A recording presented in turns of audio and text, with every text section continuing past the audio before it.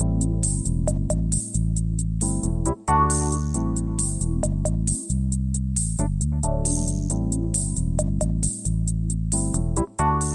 listening to the After the Show movie podcast from ascully.com, your weekly look at movies, video games, and more, brought to you by your hosts, A. Scully and Sid Talk.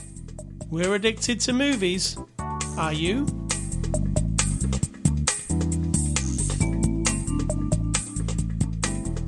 Welcome to After the Show, everybody. Welcome, welcome, welcome. Welcome, Sid Talk. Thanks. How are you? Is that one welcome for each person listening? Yes. No. Well, yes, but the third one was for you. Oh, right. So it's just I'm two. in good company. What was before the after? Oh, I was talking about people getting a hole-in-one in golf. I have no interest in golf.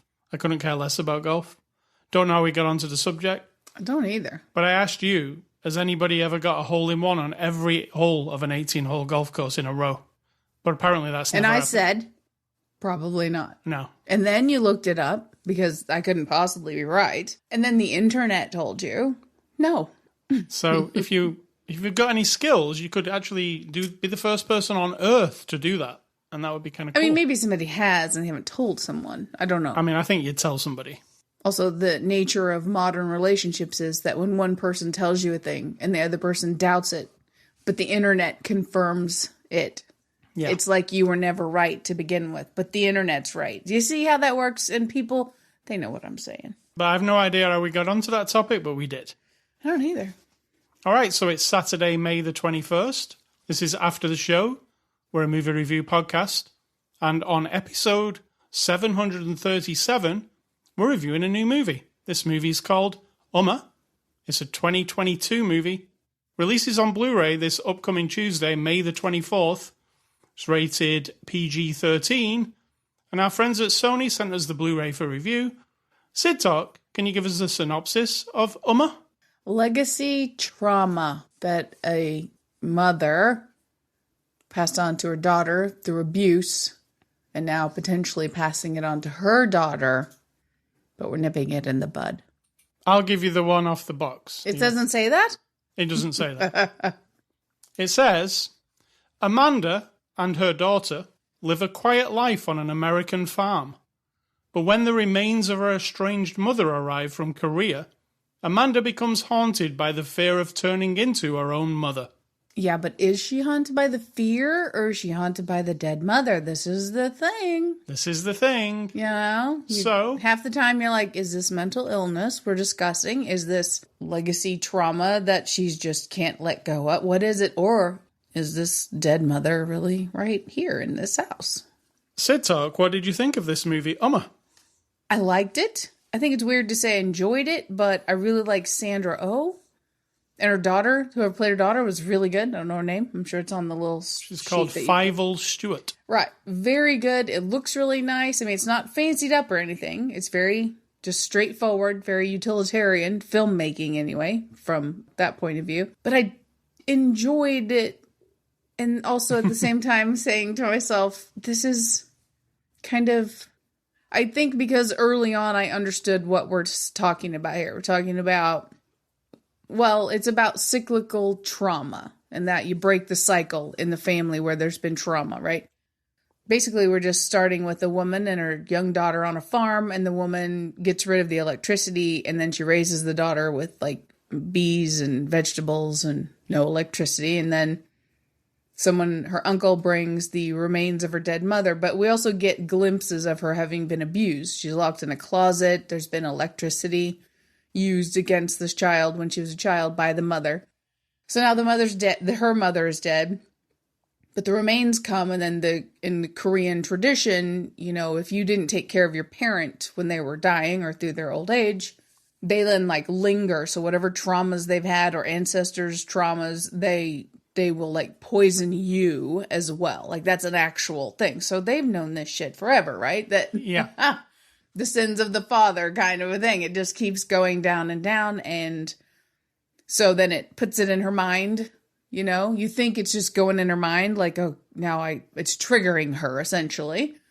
to start having little weird flashes, and she can see her mother, and she's scared, and then she kind of starts being snotty to her daughter, like real hateful, and, we're going down that.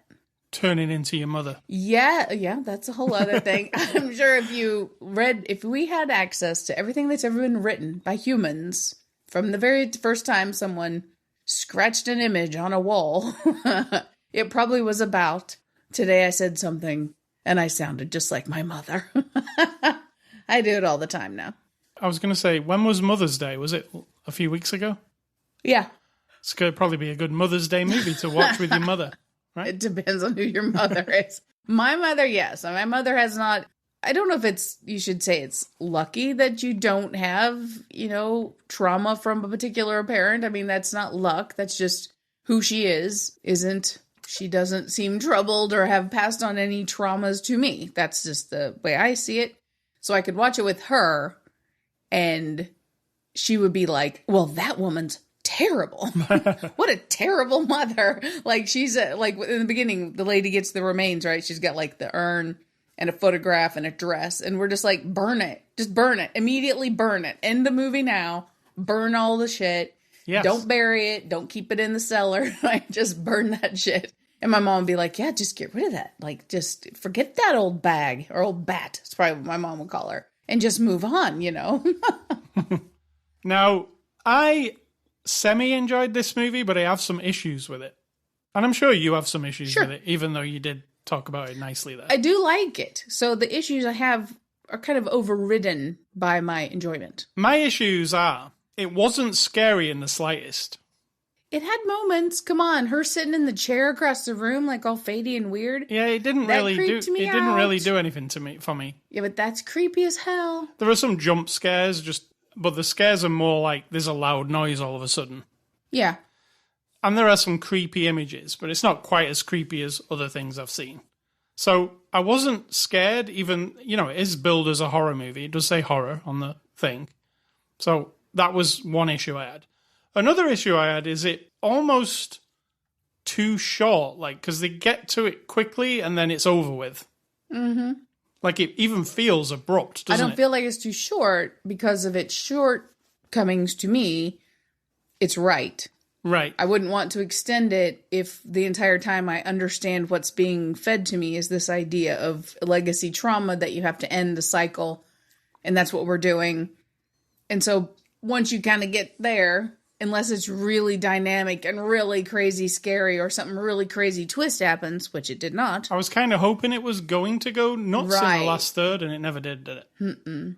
I mean, it pretty much, while it is a horror film and it does have elements of that, it never goes for anything. It's like we watched X the other week. It's not like that, for instance.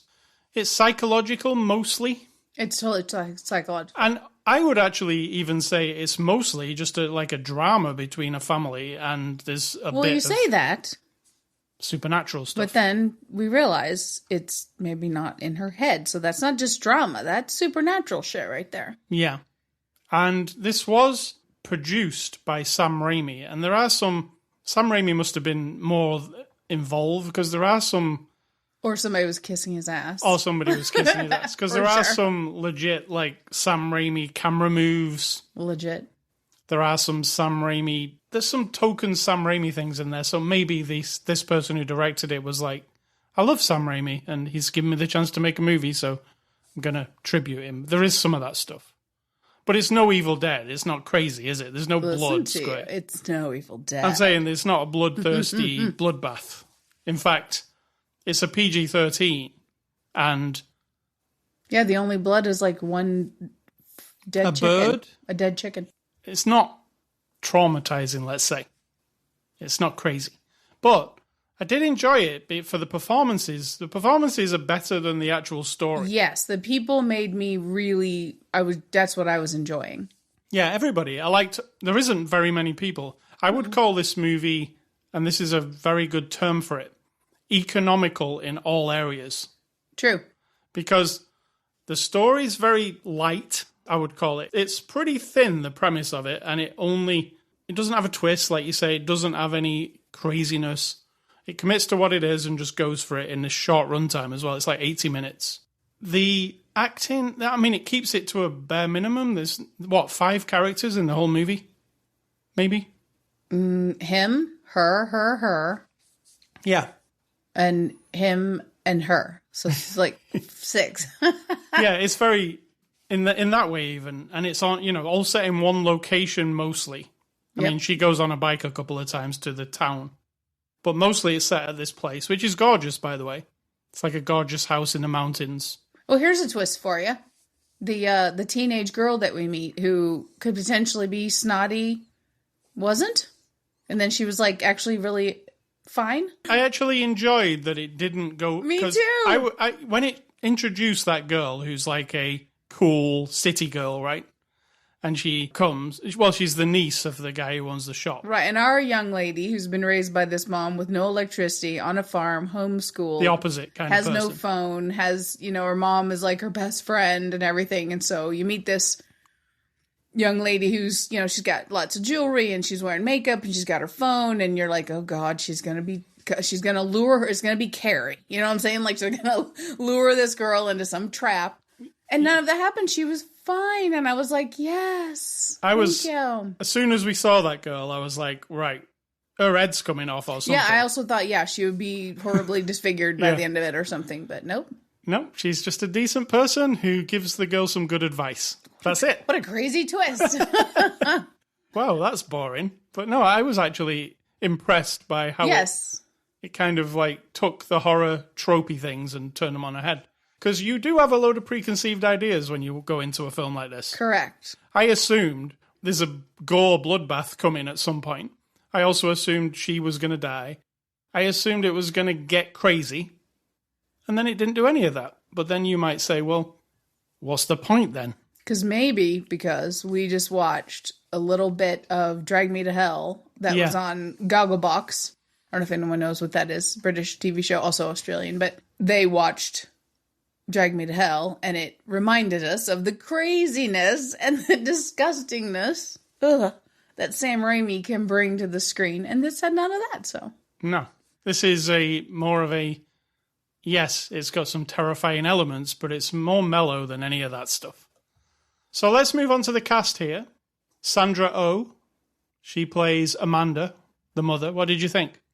She's my favorite thing, so I loved it. Very good from the opening frame to the end. I love her voice. I like the way she just all of it. I like her.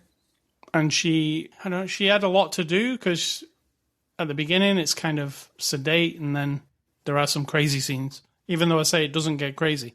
There are some crazy acting scenes for her to do. Yeah, she gets dragged into a hole. Drag me to hell. Exactly. Fievel Stewart plays Chris, and that's her daughter. And she was good. Very good. See, like, one of the things that bothered me about the plot with, like, the daughter has, the mother has no electricity at the place. She's never been able to have a phone. There's no TV. There's no nothing. Wouldn't you be really stilted? She didn't seem... See, that's what I said to you. How does she know to call her mother, and spoiler alert, and this is going to be a swear word, a fucking bitch? Yeah, you wouldn't really know anything. Where did this mother end up teaching this girl this vernacular? But you said even. She goes to town. The guy owns the store. And she likes that guy at the store. I mean, she seems to like going there. So maybe maybe being there just like gets her into other things, the world. Swear words and whatnot. Dermot Mulroney plays Danny. He's the guy who owns the store. Oh, there's also this like plot with the bees and the honey. Didn't really go anywhere. Yeah, the idea is they've been making honey out on the thing to make a living, I guess. She was also an accountant, so she's this guy's accountant. We're going to assume she's other people's accountant as well. Not explained. Right, but they have bees, they do honey, and she's completely cut off from the world. She doesn't even know about the mother, knows nothing about the internet or what it means to go viral. An influencer posted a picture of her honey, and now he's selling it out. Like, she's selling it through his store, and he's shipping it out for her. Yeah. That's it. And you're right. It was like, the bees also were sort of hinted that they would be a thing in the beginning because we had like a really cool zoomed in shot of bees. I was convinced it was going to be a thing. Yeah. And then it was kind of a thing because one of her visions was the bees all attacking the house, but that was nothing. It lasted about 10 seconds. So, yeah. So the bee thing, yeah. I thought it was all going to come down to bees towards the end. Especially when the daughter ran away, when she was running away from the house, and she stopped right where the beehives were. Yes, exactly. I'm like, oh shit, Grandma's gonna make the bees attack the granddaughter. Nah. We've also got Adea Rush as River. She was the cool girl. Yeah, she was good. Yeah. Once I got over my brainwashing that when you introduce a character like that, she's either doomed or she's evil. She's usually doomed. But she was fine, and she did a good job. She made me feel relaxed, like I would be her friend, while also being afraid of her. And then we've got Miwa Alana Lee, who plays Umma, who's the terrifying... She was very sad and very scary. You know, there's moments when this movie's kind of like The Conjuring. There's like a ghost wandering about, right? Or is it? Kind of. Yeah, or exactly. Yeah. I mean, there's a lot of creaky stairs, banging sounds and bumps shit. in the night kind of deal. This is directed by Iris K. Shim, and she's only directed short movies, like a few shorts. So what did you think of directing here? Oh, that was good. Like I said, I like this straightforward, non-over-the-top. We didn't have a lot of like... Are you saying it's a palate cleanser after Michael Bay from last week? I did not say that, but were you just waiting to say that? Like, I mean, it's the opposite of Michael Bay's directing. It is. It is. Oh, God, yeah. The spinny... Oh, God. It balances it out, for sure. Yeah, I liked the directing, and the nods to Sam Rami were just a bit too, like, in your face compared to the rest of the movie. I was like... I get you, yeah. Yeah, they kind of stuck out, and there's even the 2-door basement flap thing with the chain on it. So I it's said like, never, ever, in a Sam Raimi-related movie. Don't go in the basement. Don't ever go in the cellar. No. Just don't do it. And whatever it is that you find down there, don't touch, read, look at, don't do anything to it, right? Just back away. Burn very it. slowly. No, don't burn it even, because the Necronomicon. True. Burn it, it's pretty bad, isn't it? Don't like true. it. There are no extras on this Blu-ray, so there are IMDb reviews, though. What are those? Reviews on a website called IMDb. And you like to pick out the 1 stars because they're hilarious to you. Because sometimes they say things like this. Worst movie ever made. Waste of my time. This is the number 1 guy. Are you ready? Okay. There is no horror scene in this movie. It's just wasting time. It's not even scary. Oh my God. Even for a child who sees a horror movie for the first time, it even makes people laugh, in my opinion. It should have been in the category of comedy movie, not horror or mystery. The dialogue was not interesting at all. And why was there a fox with 9 tails? Look it up. We don't know either, but I assume it's something Korean. So just get over that shit and look it up yourself. I forgot that there was a fox with 9 tails, but there was.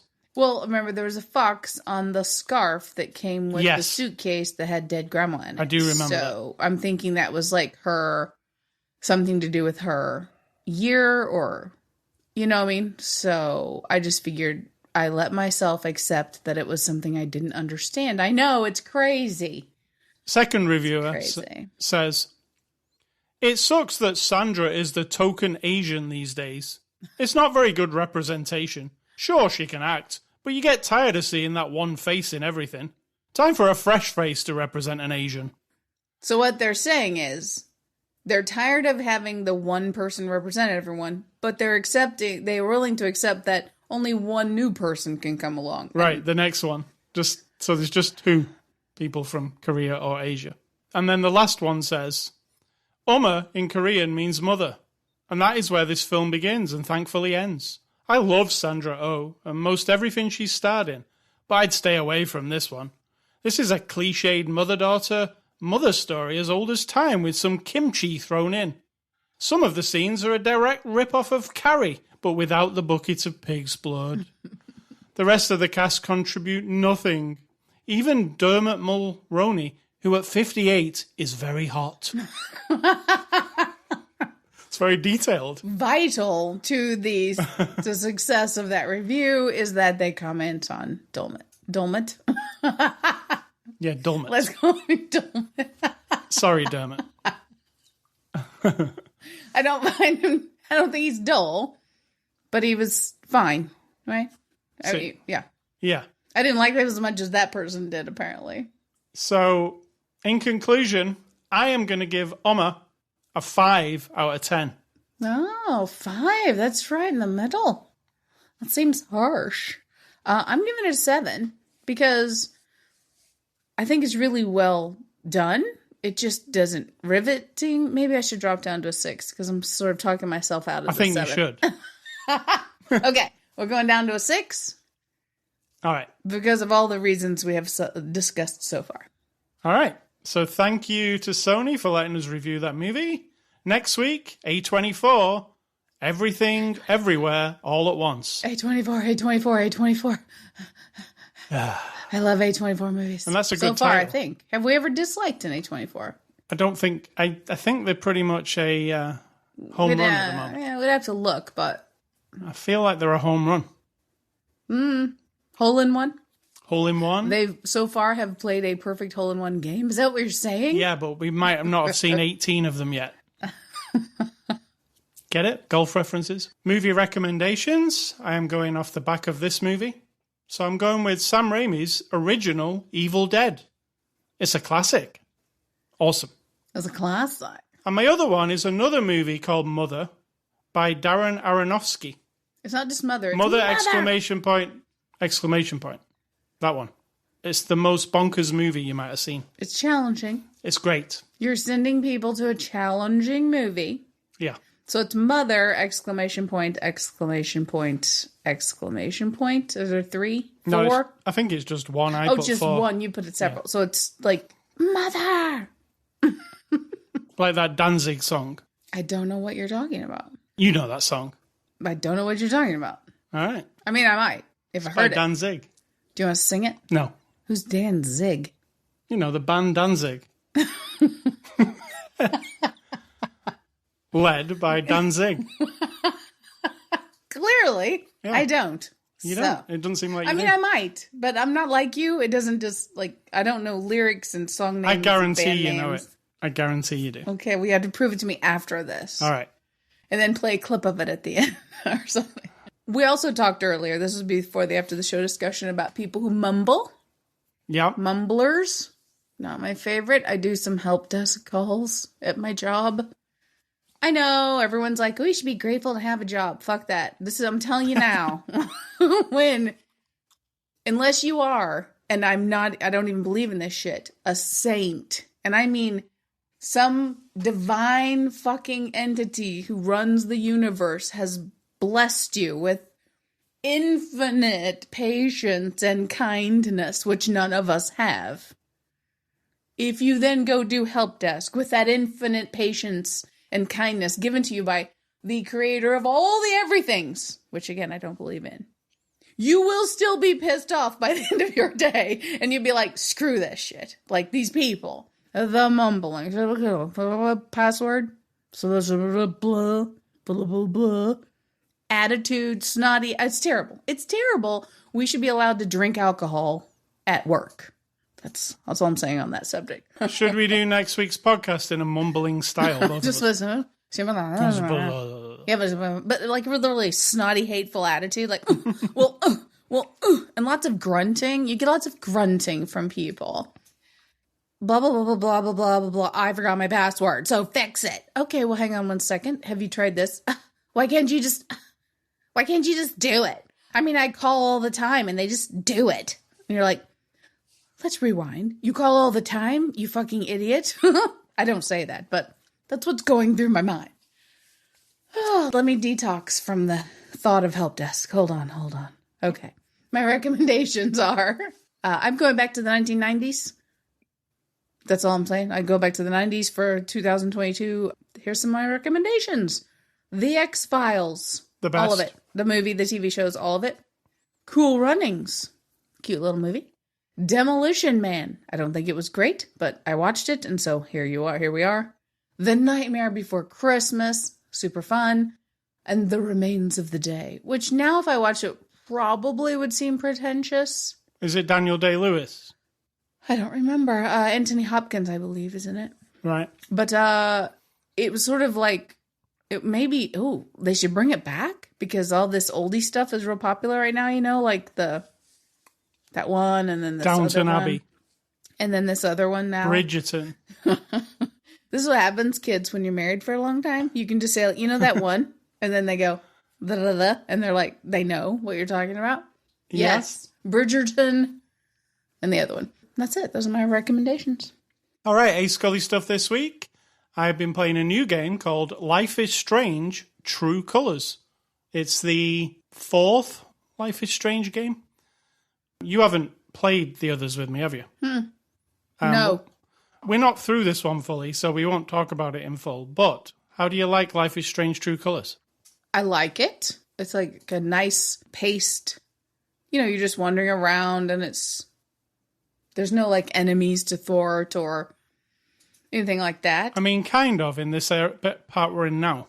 Yeah, but you're not thwarting them. No. Not really. My only issue is, as I have described, and this also makes me a terrible person, so I can accept that, but, should I say it? Because the internet could hate me for this, but this whole empath thing. Oh, it's hard to be an empath because I feel everyone's pain and I just want to help everyone. No, you're a nosy fucker and you can't deal with your own issues. That's empath, right? This game is empath. It's like somebody sat down and said, oh, what if being an empath was a superpower? Where you can feel everybody's pain and you know why they're feeling it and you want to tap into their trauma and then find the decent, humane way of getting them over in that moment to let them not feel so scared or so whatever. It sounds totally noble. I'm a terrible person. But it's also very mushy-washy to me, and I get it. I like the way they're doing it. It's not like too much in my face, like... Yeah. Like everyone's an asshole except for this one young woman. Like it doesn't come off like that exactly. It's just that every single person who has a problem, she can see their emotions with a color, and then she taps into their emotions, tries to figure out why they feel the way they do, right? Some past trauma is what we're talking about yet again. And then she manipulates the moment. Let's just remember that. Yeah, to make them feel better. Yes, makes up a scenario, makes up an activity, makes up a question, redirects the conversation, manipulates the moment to then hope that it helps them feel better. And in the game, of course it does. And in life, we all know that helps. We don't need to be told that we're all kind of like assholes if we don't just take a minute to like feel really bad for every single person. Because I don't. I'm not that person, so... I like it, but I've mixed emotions. It's in the Telltale style of game, Maybe she could figure out why I have mixed emotions if she tapped into my emotions. We can't, like I say, we can't really discuss whether we like it properly because we're only halfway through, aren't we? So. I mean, I thoroughly enjoy it, and I like the... It's got some good voice acting. Yes. Yeah. Characters are likable. Good dialogue. You cried. I have cried, yes. So, I'm not doubting the quality. It's just that this hand-holdy thing and like constantly having to dip down into our own whatever to like make everybody feel better. And again, I'm a terrible person. I don't necessarily believe that that's how everything needs to be. But Sid talk, onto a different topic. What's for dinner? Tonight we're having beans on toast. Can you describe to them what that is?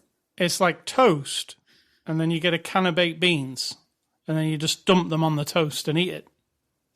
Well, that's not the whole recipe. We do heat up the beans, bring them to a boil. I do, anyway. I listened to the H3 podcast, and they had an episode the other week where they had never heard of beans on toast. And somebody in the crew is from Britain, and they said how awesome beans on toast were.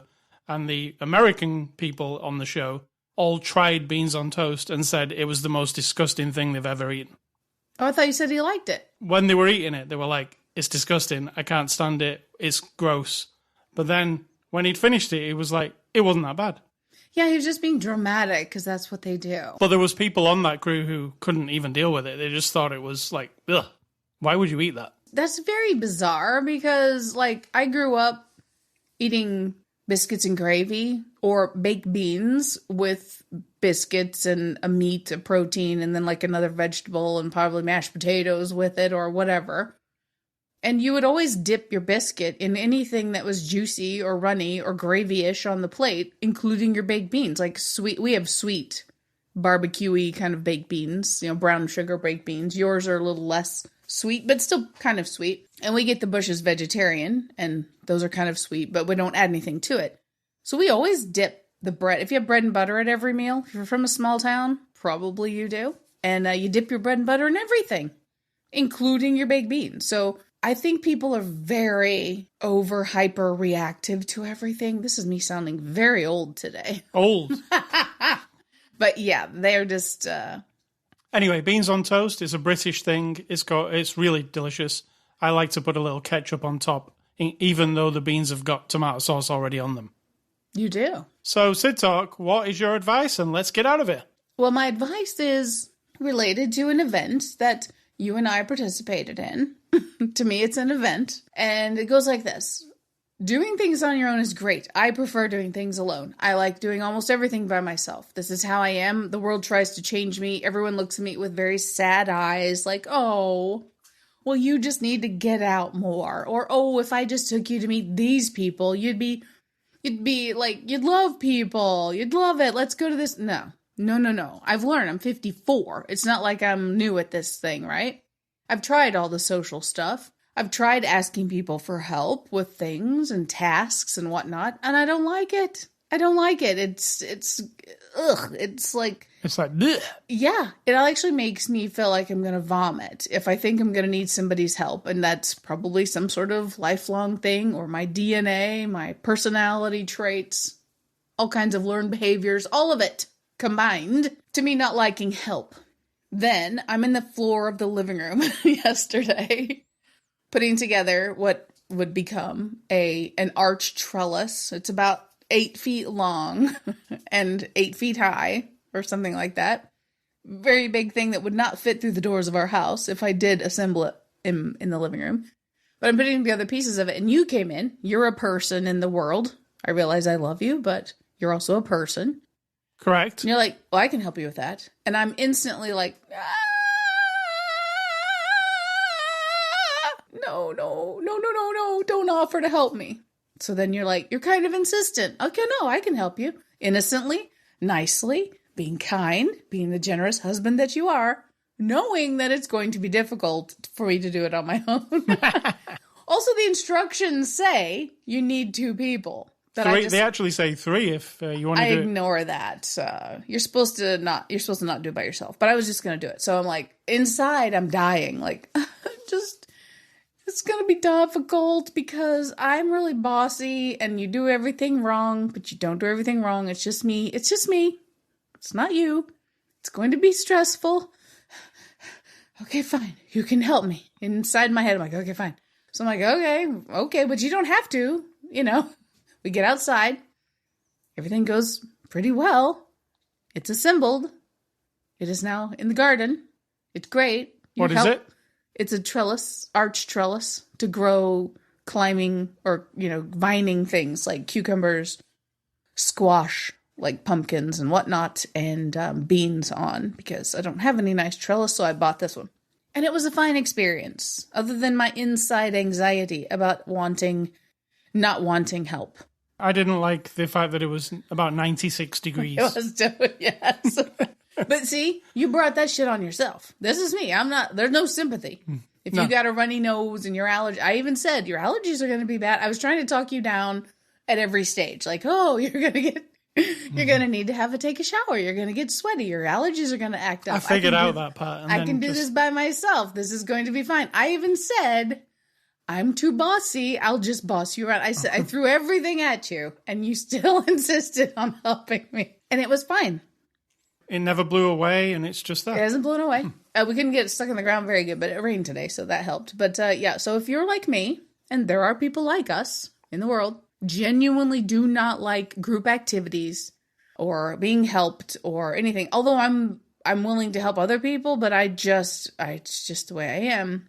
It's okay sometimes if the right person comes along at the right time doing the right task, that maybe possibly it won't be horrible. Maybe. Maybe. I mean, that's I'm not promising you anything. It's not definite.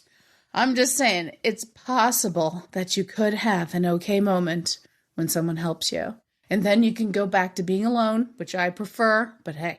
All right. That's not advice. I guess that is advice. You'll be okay if someone helps you, maybe. But don't let them force it on you. Here's another bit of advice. Don't let people talk you into that shit just because. I love you, and you weren't letting it go, so I kind of just was like, well, this isn't going to hurt anything except for my pride and my anxiety.